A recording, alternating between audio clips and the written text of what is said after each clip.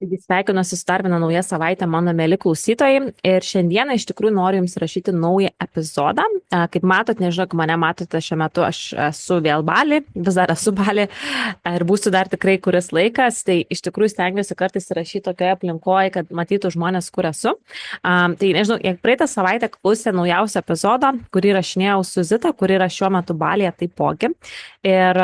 labai įdomu, ką Jūs galvojate, galbūt Jums rezonavo šitas podcasto epizodas ir galbūt davė kažkokiu tai įžvalgų.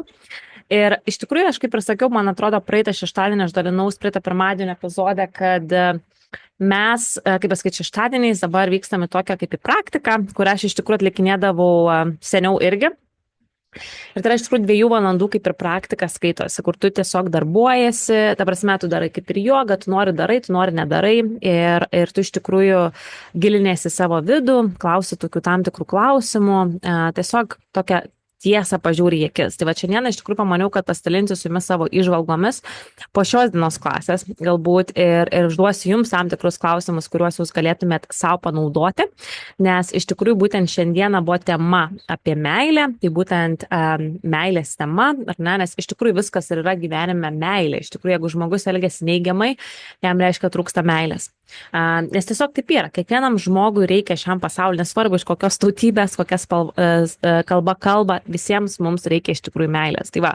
ir toks dalykas yra, kad pas daugelį galbūt yra ta tokia kaip ir apsauga, galbūt mes nenorime įsileisti žmonių, mes nenorime įsileisti, galbūt parodyti to savo emocijų kitiems žmonėms. Ir na, ypatingai galbūt, sakyčiau, lietuviai yra tokie, na, aišku, ne vien lietuviai, bet galbūt tokie santūresni žmonės, uždaresni, galbūt ne visada parodom savo tas emocijas, tokias neišreiškiam galbūt, ar ne. Bent jau aš kartais taip ir jaučiuosi, galbūt pas mane šeimoje, galbūt irgi tai buvo, kad, nu, kaip pasakyti, išreikšdavėtės emocijas, bet galbūt ne tiek daug, žinai, galbūt kiek ne visą širdį galbūt, nežinau kaip čia pasakyti, prasme, aišku, meilės kalba jinai yra skirtinga, kiekvienas žmogus tą meilės kalbą parodo kitaip. Tai gali būti per maisto gaminimą, tai gali būti tiesiog per kažkokią tai paslaugą, per kažkokią tai dovaną, ar ne, nebūtinai tau reikia eiti ir kasdien ten myluotis ir panašiai, tai meilė jinai ateina visokiamis formomis. Bet visų pirma, aišku, reikėtų įsikasti į save ir paklausti, kur yra pas mane meilė, kur pas mane daugiausiai yra meilės, kur aš jaučiu daugiausiai meilės. Ir aišku, dauguma galbūt pasakysite širdies dalyje, galbūt pasakysite kažkur va centrinėje ar ne savo kūno dalyje, galbūt kiti jaučiate netgi galvoje ar kitose kūno dalyse, tai va paklauskit savęs dabar beklausant, kur jūs daugiausiai jaučiate meilės iš tikrųjų. Ir kitas dalykas, ką vat irgi klasė šiandieną buvo, tai galbūt tas, kad kas būtų, jeigu tu iš tikrųjų turėtum visą pasaulio meilę, ką tu darytum, kaip tu elgtumeis, na, tai kokie būtų tavo poelgiai. Nes kaip ir minėjau, jeigu mes elgiamės neigiamą arba netgi ir turim kažkokių neigiamų minčių ar kažkokius tai abejonės ir panašiai, mes tiesiog esame atsijungę nuo tos meilės flow ar ant tos meilės srovės, nes vėlgi tai gali būti meilė ryšys su visata, viskas eina per meilę, nes visata ir yra tose aukštose vibracijose kaip meilė, dėkingumas,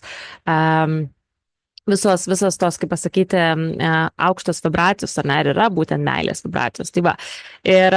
jo, ir aš manau, kad daugelis žmonių, ir čia tikrai pasakysiu, ir aš pati, labai sakau, slapinam galbūt, ar ne, tą meilę ir galbūt neparodom žmonėms, kiek mes iš tikrųjų jaučiam, bet klausimą, kurį savo reikėtų duoti, tai yra kodėl, ko aš bijau, kodėl aš bijau kažkam parodyti meilę, kodėl aš bijau kažkam pasakyti, ką aš noriu pasakyti, arba atsiverti galbūt, parodyti, ką aš jaučiu viduj. Tai čia vat, reikėtų savęs tų dalykų paklausti, ko iš tikrųjų vat, mūsų klausyti klasiai, ko aš bijau, nuo ko aš bėgu. Nes iš tikrųjų mes visi nuo kažko bėgam. Ir aš, pavyzdžiui, žurnale irgi išrašiau tam tikrus dalykus, kad pas mane galbūt tas yra toksai, kaip pasakyti, manau, pas daugelį yra tas, ar ne, nes mes visi turėjom tam tikrų patirčių, tam tikrų nusivylimų, tam tikrų galbūt situacijų, kai mes atsivėrėm, arba galbūt pasitikėjom kažkokiu tai žmogum ir paskui pas mus tas žmogus galbūt kažkaip kitaip pasielgia ir mes nusivylėme to žmogumi ir mes natūraliai tiesiog galbūt užsiskleidžiame kažkaip, ar ne, ir atrodo, tu galbūt nebenori nukentėti tiek daug ir tu galbūt ir laikai viską savy, ar ne, ir tu galbūt neišreiški tos meilės kitiem. Tai čia daugumai galbūt yra tas tokia baimė, kad tavęs nepriims, baimė, kad tave atmes, baimė, kad tavęs nesupras, kad tu liksi nesuprastas ir panašiai. Tai Tai va, tai labai gerai, va, savęs galite šiandieną paklausti, iš tikrųjų, kas jūs galbūt stabdo nuo to, kas jūs galbūt stabdo nuo to meilės davimo kitiems žmonėms. Ir tai nebūtinai yra su antraja pusė, kad tiesiog bučiuotis ar dar kažkas, tai tiesiog gali būti paprastas dalykas, kad tiesiog kažkam duot komplimentą, kažkam pasakyti gražus tavo plaukai, žinai, tu labai gražiai atrodai, arba, žinai, ačiū tau, kad tu esi, ačiū tau, kad tu visada ten kažką darai. Nu, gali būti įvairiam formom, tai tiesiog nėra vien tik tai, kad vyras su žmona ar ten kažkas tokio, ar ne, ten tėtis su mama ir panašiai. Tai gali būti tiesiog, sakau, mūsų kasdienybė, kaip mes ateinam su kolegom bendraujam, su tais pačiais bosais, ar ne, kaip dauguma žmonių yra labai nusivylę kitais žmonėms, kad jie kažkaip elgesi neigiamai. Tai visi žmonės, kaip ir sakau, jei kažkas elgesi neigiamai, tai reiškia, jam galbūt yra tos meilės trūkumas. Iš tikrųjų, reikėtų ne kaip tik siūsti pykti tiems žmonėms, nes labai dažnai žmonės, kad dar, nu va, tai kad čia tau taip toliau nesisektų, ar panašiai. Mes labai supykstam ir galbūt neigiamą pradedam siūsti energiją, ne, tiems žmonėms, bet iš tikrųjų, jeigu tu jau esi šiek tiek sąmoningesnis, tai tu pradėk siūsti meilę tiems žmonėms, nes vėlgi, mums dažnai atrodys, jeigu aš siūsiu kažkokią neigiamą emociją kažkam, tai iš tikrųjų pas save atsiųs tos dalykus, tam žmogui realiai nieko nenusiųsi, iš tikrųjų taip yra. Mes galvojam, kad kitaip yra, bet iš tikrųjų tai yra tas love energy, ne, kaip viskas eina, kad ką tu siunti kitam, ateina ir pas tave. Tai va čia reikėtų irgi tą dalyką padaryti ir aišku, va tie visi galbūt kaip žmonės mėgsta, ar ne, va pakalbėti apie vienas kitą, padiskutuoti, ar ne, apkalbinėti galbūt, va. Nu, čia kaip pasakyti, vėlgi yra tas žmonių gal toks teisimas kažkokio tai žmogus, bet realiai mes kiekvienas nelabai turim teisės teis kažkokio žmogus, kaip jis gyvena, kaip jis elgesi, kodėl jis taip daro, nes čia yra to žmogaus, kaip pasakyti, pasirinkimai, to žmogaus pamokos, to žmogaus gyvenimas ir vėlgi tai yra iš tikrųjų gan žemos vibracijos. Tai va čia ir yra, mėlyjeji, ties kuo mes dirbam šitoje klasėje ir iš tikrųjų tai nėra, sakau, kaip jogos klasė, kad tu ateini, prasitampai ir išeini, tai yra iš tikrųjų toks, grinai, kaip sako, pažiūrėjimas tiesai į akis ir iš tikrųjų, kuo tu labiau klausinėsi savęs tokių klausimų, ar ne? Tuo tu pats labiau plėsiesi, tuo labiau tavo sąmoningumas plėsis, nes tu labiau pradėsi atpažinti tam tikras situacijas, netgi pats, pavyzdžiui, kodėl tu supyksti ant žmogaus, kodėl tu neįsileidi kažko, kodėl tu neatsiveri kažkam. Ir tu tiesiog pradedi plėstis, ar ne, tu pradedi matyti daugiau negu tiesiog materija, kad va, viskas yra taip, kaip yra. Bet iš tikrųjų gyvenime yra daugiau negu tik materija, yra tai, ko mes iš tikrųjų plika akim nematom, tai yra energijos, tai yra visokie vairūs energetiniai sluoksniai ir panašiai, žodžiu. Ir ypatingai, kai esu Bali, tai čia ta tema yra labai akcentuojama, tas spiritualizmas, pavyzdžiui, labai dažnai sutinku žmonių, kurie yra apie numerologijas, apie astrologijas šneka, tiesiog sutinki ir iš karto pradeda apie tai kalbėti, nes šie žmonės atvažiuoja, kaip pasakyti, suinteresuoti tais dalykais. Ir aišku, iš esmės čia apskritai šita sala yra kaip ir spirituali savotiškai, nes patys žmonės iš tikrųjų yra labai atsidavę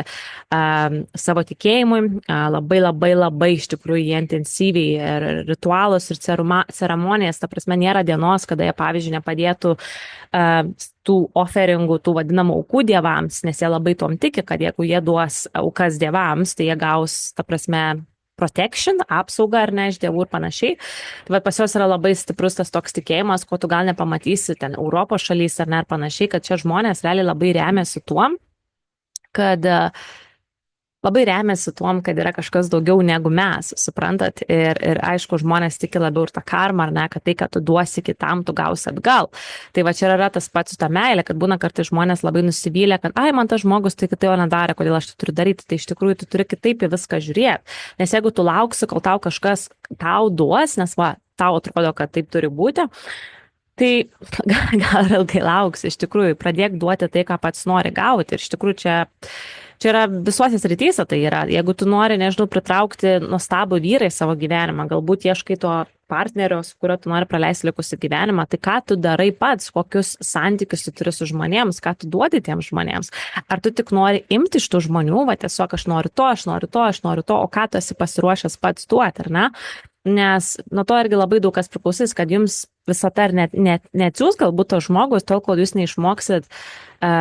įvertinti, kas turit ir turėti tuos santykius tai žmonėms. Tai va, tai tokie mano kaip ir pasidalinimai ir galbūt paskatinimas jums, mėlyjeji, pažiūrėti tiesai į akis.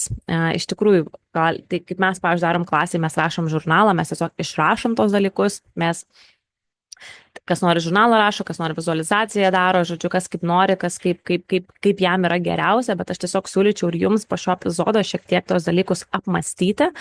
nes, kaip ir minėjau, kuo tu labiau pažiūrėsi tiesiai į akis, tuo tu pats labiau išsiplėsi ir tavo sąmoningumas išsiplėsi. Iš tikrųjų, o aš manau, kad mes šiandien ir esam tam, kad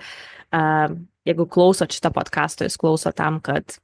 pajudėtumėt gyvenime į priekį, kad galbūt ieškot kažkokių tai atsakymų arba nori tiesiog tapti sąmoningesni.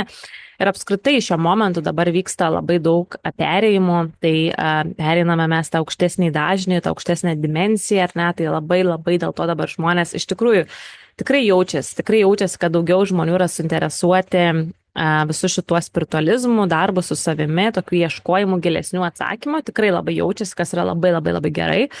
Ir aš, pažiūrėjau, pati, kai pradėjau vesti astrologinę grupę ir aš, dar tokio susidomėjimo, nei jokioje grupėje nebuvau iš tikrųjų sulaukusi, kad taip žmonės norėtų įsigilinti astrologiją ir pradėti pritaikyti savo gyvenime, nes žinokit, tikrai, aš jau kartojau, bet tikrai man daug dalykų susidėliojo, kai aš irgi pradėjau astrologiją remtis, ta prasme, ir savo gimimo diagramą išsianalizuoti ir pasižiūrėti iš tikrųjų, kas reiškia, ir tu tiesiog pradedi galbūt nustoti ieškoti atsakymų iš išorės, nes tu žinai, kad atsakymai yra tavyje, ar ne, kad tu esi unikalus, kad tu esi autentiškas, tai galbūt mes ir netrandame to autentiškumo, nes mes pastoviai ieškom kažko iš išorės, mes žiūrim, ką kiti daro, ką kiti apie mus sako, ką kiti mums patarė daryti, bet iš tikrųjų atsakymai yra tavyje ir niekas kitas nežino